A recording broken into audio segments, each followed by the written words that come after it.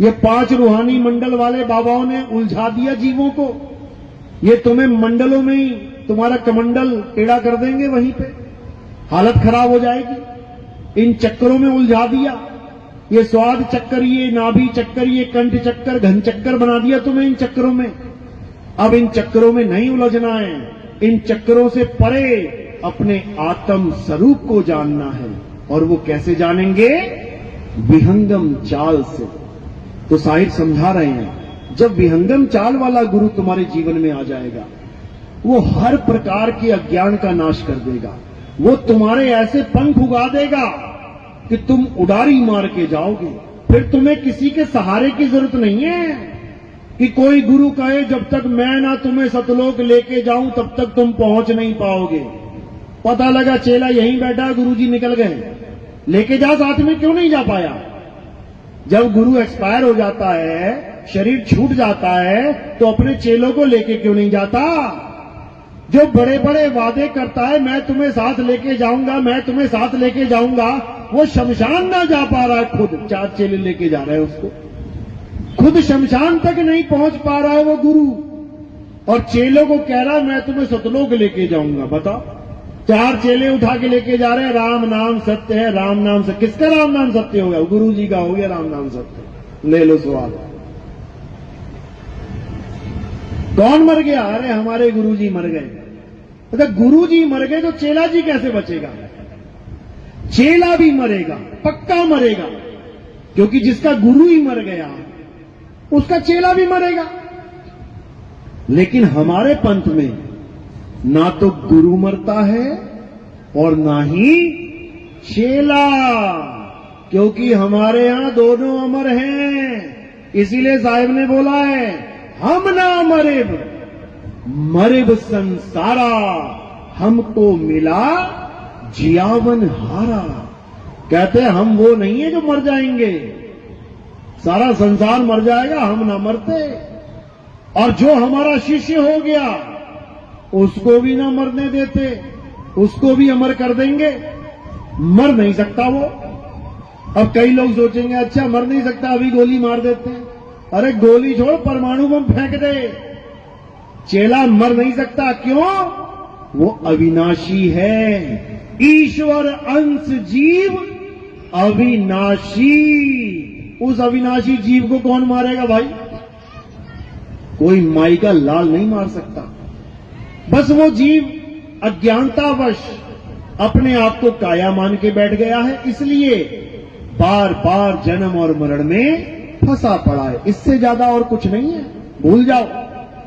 तो कबीर साहब यही समझा रहे हैं कि जब शब्द गुरु अपने शिष्य को ज्ञान देगा तो उसे वो अपना स्वरूप देगा।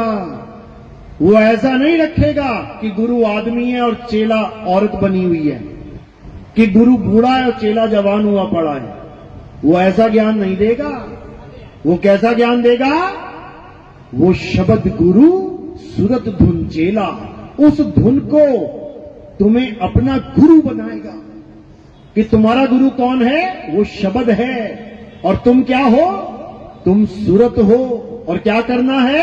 शब्द में समाना है। तो जब सुरत शब्द में समाएगी तो क्या होगी? शब्द ही हो जाएगी, क्योंकि वो शब्द ही है, बस अपने स्वरूप को भूल चुकी है। इसीलिए साहिब कह रहे, गुरु को कीजे दंडवत और कोटि कोटि प्रणाम, कीट न जाने भृंग को गुरु कर ले आप समान। गुरु वो होता है जो तुम्हें अपने समान कर ले। गुरु वो नहीं होता जो तुम्हें भी काया बना के छोड़ रखा और खुद भी काया बना पड़ा है। तुम्हें भी शरीर बना रखा है, तू आदमी तू औरत, तू जवान तू बूढ़ा तू बच्चा, खुद भी आदमी औरत बना बैठा है, खुद भी बूढ़ा बच्चा जवान बना बैठा है। वो गुरु नहीं है, वो गुरुआ है। वो गुरुआ है। वो ना तो अपना स्वरूप जानता है, ना ही तुम्हें तुम्हारा स्वरूप बता सकता है। वो गुरुआ है, गुरुआ।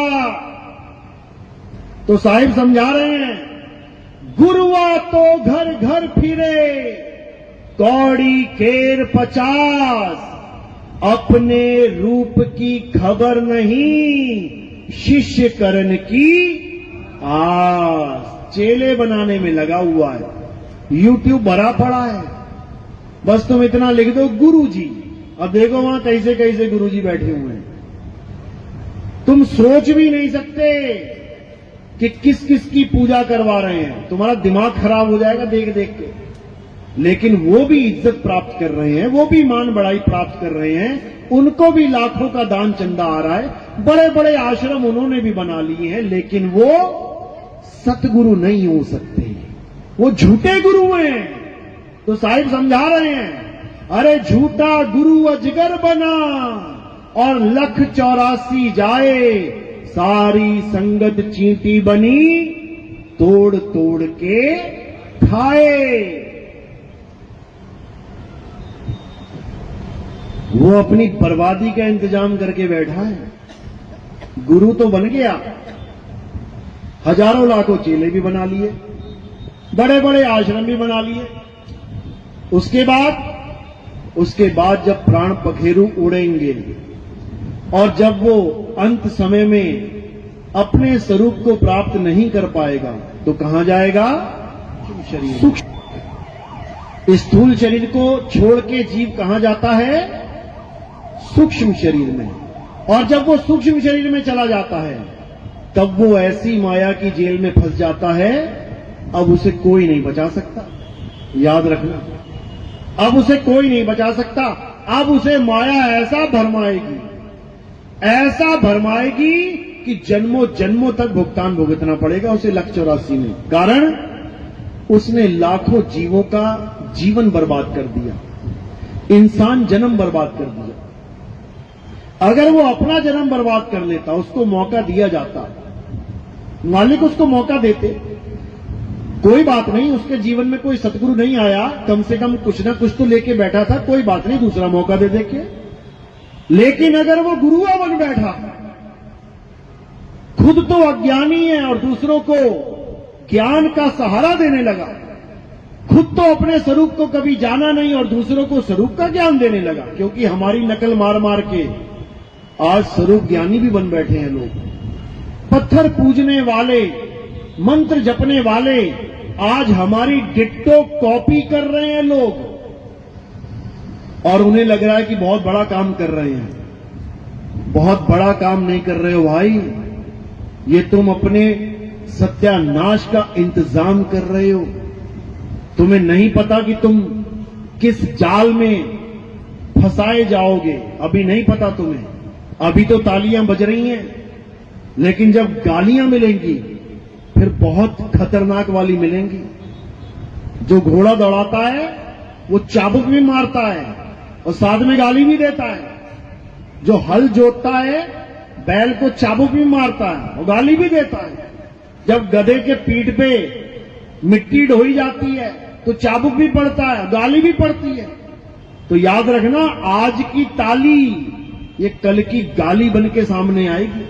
इसलिए इससे अच्छा है कि चलो ठीक है, चोरी कर रहे हो, लेकिन कम से कम उसका नाम ले लेना चाहिए जिसका ज्ञान तुम कॉपी कर रहे हो, तब तुम ऋण मुक्त हो जाते हो। कई हमारे चेले भी सत्संग करने लग गए हैं। सत्संग करने का तरीका क्या है समझ लो। हालांकि मैंने परमिशन नहीं दी है कि सत्संग करो, लेकिन अगर किसी को दी भी है तो उसका तरीका समझ लो क्या है। हर लाइन बोलने से पहले तुम्हें ये लाइन बोलनी है, हमारे गुरुजी ये कहते हैं, हमारे गुरुजी ये समझाते हैं, ताकि तुम्हें ये ना लगे कि मैं समझाने लग गया। समझो, ये तरीका है ज्ञान समझाने का। अपने गुरु को आगे करो, गुरु की मोहर लगवाओ, तब जाके वो ज्ञान चलेगा। नोट चलाओ, लेकिन साइन गवर्नर के होने चाहिए। और तुम अपने साइन देके चलाने लग जाओगे ना, फिर अंदर हो जाओगे। तो इसलिए गुरु को हमेशा आगे रखना है और ज्ञान समझाओ। ज्ञान समझाने में कोई बुराई नहीं है। ये मनुष्य जन्म मिला इसलिए है कि खुद भी समझो और दूसरों को भी समझाओ, ये इसीलिए मिला है। उसके बाद नहीं मिलेगा ये कि कहो कि कुत्ता बन के समझा लूंगा, कुत्ता बन के भाऊ भाऊ करोगे, समझा नहीं पाओगे। बिल्ली बन के म्याऊं म्याऊं करोगे, समझा नहीं पाओगे। खुद नहीं समझोगे, दूसरों को क्या समझाओगे। इसलिए आप तरह औरों तो तारे, यानी खुद भी सत्संग को समझो, ज्ञान को समझो और दूसरों को भी समझाओ। खुद भी आत्मज्ञानी बनो और दूसरों को भी आत्मज्ञान पाठ पढ़ाओ। तब समझो कि कृष्ण जी का गीता का ज्ञान देना सफल हुआ। अगर कृष्ण जी की मूर्ति पूजते रह गए सारी उम्र, अगर कृष्ण जी का नाम जपते रह गए सारी उम्र, तो समझ लो गीता का ज्ञान देने का कोई मतलब ही नहीं है। वो तो पहले से ही चल रहा था। कृष्ण जी से पहले क्या राम जी नहीं आए थे? राम जी का नाम तब भी चल रहा था। राम जी का नाम में कोई कमी थी क्या जो कृष्ण जी को आना पड़ा नाम जपवाने के लिए कि नहीं राम के साथ मेरा भी नाम जपो, हरे कृष्णा हरे राम हरे कृष्णा हरे राम। केवल राम नाम से काम नहीं चल रहा था क्या? और अगर नाम ही जपना है तो केवल 2 अवतारों का क्यों जपे? केवल हरे कृष्णा और हरे राम ही क्यों जपे? फिर तो 9 अवतार आ चुके हैं, फिर तो 9 अवतारों का नाम जपो। पहला अवतार कौन सा है? मछली का, जपो हरे मछली। दूसरा अवतार कछुए का, हरे कछुआ। तीसरा अवतार वरा अवतार जंगली सुअर का, जपो हरे वरा अवतार। क्यों नहीं जप रहे? चौथा अवतार नरसिंह का, हरे नरसिंह क्यों नहीं जप रहे? 5वां अवतार वामन अवतार, क्यों नहीं जप रहे हरे वामन। 6ठा अवतार परशुराम जी का, क्यों नहीं जप रहे हरे परशुराम। 7वां अवतार राम जी का, ये जप रहे हो हरे राम। 8वां अवतार कृष्ण जी का, हरे कृष्ण जप रहे हो। 9वां अवतार महात्मा बुद्ध का, क्यों नहीं जप रहे हरे महात्मा बुद्ध। क्यों नहीं जप रहे? यानी भगवान के अवतारों में भी पक्षपात। वारे वाह, मतलब जो तुम्हारा मन करेगा वो जप लोगे और जो तुम्हारा मन नहीं करेगा उसको तुम छोड़ दोगे। कमाल हो गई। मतलब सारा खेल मन का चल रहा है। मन को जो भाया उसी का नाम जपवाया और बाकी को भुलाया। ऐसे भक्ति नहीं होती भाई। और अगर तुम सोचते हो कि अवतारों के ही नाम जपने हैं तो ये तो अवतार बीत गए, अब इनका नाम जपने का कोई मतलब है ही नहीं। जब राम जी चले गए तो तुम्हारे दुख दूर करने के लिए क्या राम नाम काफी नहीं था? जब राक्षस आए थे मारने के लिए ऋषियों को, तो हरे राम जप के राक्षसों का विनाश करवा देते, अपने दुख दूर कर लेते। क्यों कृष्ण जी को आना पड़ रहा है?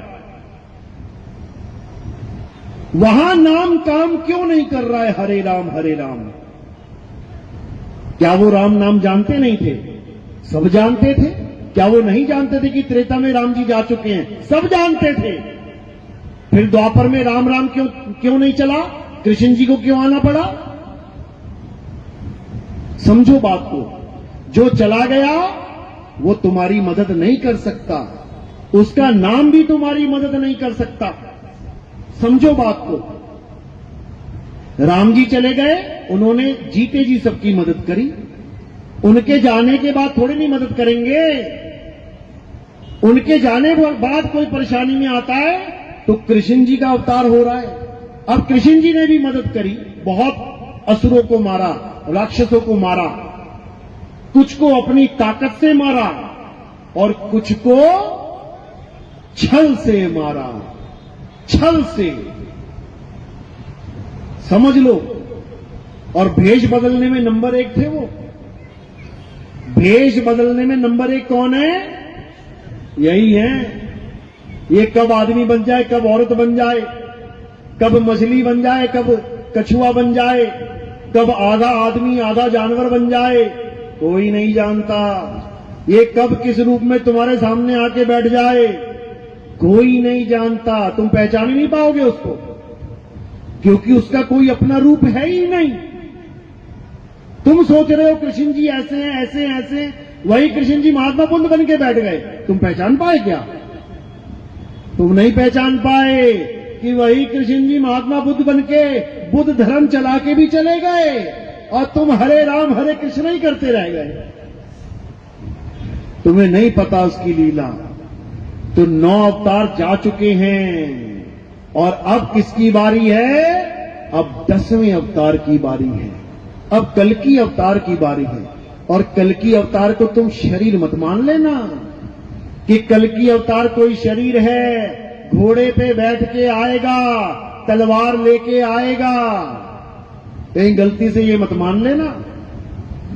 परमाणु का युग है आज। एक बटन दबाया और पूरे शहर का सफाया। उसमें तलवार क्या करेगी? उसमें घोड़ा क्या करेगा? ये तलवार और घोड़ा वो नहीं है जो तुम देख रहे हो। ये तलवार कौन सी तलवार है? ये घोड़ा कौन सा घोड़ा है? ये बुद्धि के घोड़े हैं। बुद्धि के घोड़े दौड़ाएंगे और विवेक की तलवार चमकाएंगे। तब समझना कि कल की अवतार आएंगे। तब समझना। कहीं गलतफहमी में मत रहना कि वो जयपुर में मंदिर है कल की भगवान का, वो घोड़े का पैर जख्मी है और वो ठीक हो जाएगा तब कल की अवतार आएंगे। तुम पैर ही देखते रह जाओगे और वो अवतार आके भी चला जाएगा। तुम्हें समझ में ही नहीं आएगा कि हुआ क्या। तो इसलिए यही समझाया जा रहा है कि जैसे हर युग में एक अवतार आता है, अपना कार्य करता है और चला जाता है, इसी प्रकार अब कल्कि अवतार की बारी है। अब पुराने अवतारों की पूजा की जरूरत नहीं है।